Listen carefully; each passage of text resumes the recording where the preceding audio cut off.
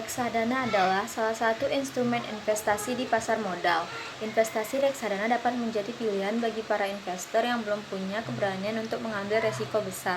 Reksadana adalah wadah untuk menghimpun dana masyarakat yang dikelola oleh badan hukum yang bernama Manajer Investasi atau MI. Selanjutnya, MI menginvestasikan dana tersebut ke dalam surat berharga seperti saham, obligasi, dan instrumen pasar uang. Reksadana adalah salah satu dari sekian banyak alternatif investasi bagi para investor yang memiliki modal kecil dan tidak punya banyak waktu serta keahlian untuk menghitung risiko atas investasi mereka. Reksadana minim risiko. Investasi reksadana salah satu instrumen yang cocok untuk investor pemula. Pasalnya, selain tidak memerlukan modal yang besar, risiko dari investasi reksadana adalah lebih rendah dibandingkan dengan saham. Dengan kata lain, reksadana adalah instrumen investasi yang dirancang sebagai sarana untuk menghimpun dana dari masyarakat yang memiliki modal, mempunyai keinginan untuk melakukan investasi, namun hanya memiliki waktu dan pengetahuan terbatas. Adanya instrumen investasi reksadana diharapkan dapat meningkatkan peran pemodal lokal untuk berinvestasi di pasar modal Indonesia. Assalamualaikum warahmatullahi wabarakatuh. Saya Salsabila Rianti Putri dari Manajemen 5 Reguler B ingin mempresentasikan hasil diskusi saya, yaitu bentuk-bentuk reksadana. Bentuk hukum reksadana dapat berupa perorangan atau berupa kontrak investasi kolektif. Bentuk-bentuk reksadana dapat dikategorikan menjadi dua, yaitu reksadana terbuka dan reksadana tertutup. Perbedaan dari kedua reksadana tersebut adalah reksadana terbuka dapat diperjualbelikan sewaktu-waktu setiap hari bursa, sedangkan reksadana tertutup tidak dapat dibeli kembali saham yang telah dijual ke investor. Saat ini, reksadana yang paling banyak berkembang di Indonesia yaitu reksadana hukum kontrak investasi kolektif atau KIK. Sekian presentasi dari saya. Terima kasih. Assalamualaikum warahmatullahi wabarakatuh. Assalamualaikum warahmatullahi wabarakatuh. Saya Lia Winingsih, NIM 1903042999, Prodi Manajemen 5 Rek B. Di sini saya akan menjelaskan jenis-jenis reksadana. Yang pertama yaitu reksadana pasar uang. Reksadana pasar uang adalah reksadana yang penempatan dananya pada instrumen pasar uang dan efek bersifat utang yang diterbitkan dengan jangka waktu tidak lebih dari 1 tahun.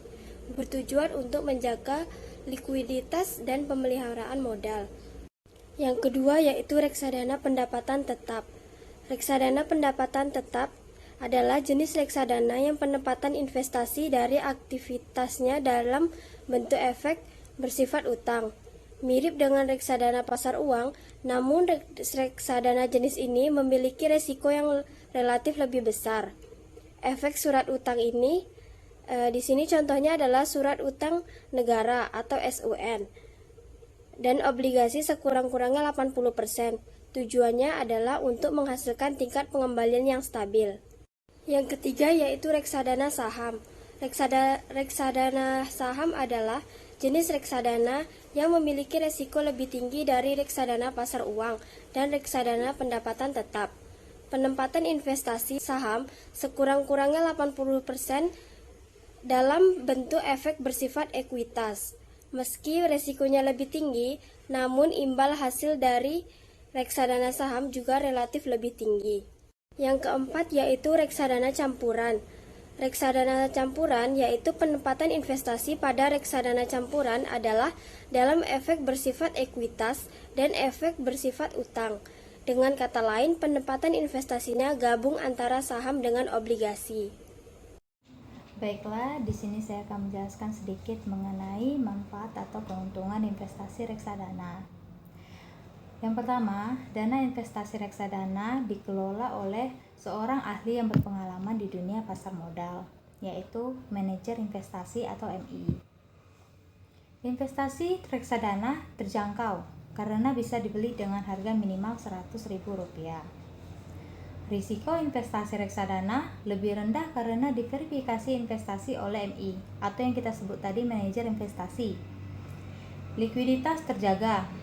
Investor dapat mencairkan kembali investasinya di setiap hari bursa, yaitu hari kerja yang telah diterapkan sesuai kalender Bursa Efek Indonesia atau BEI.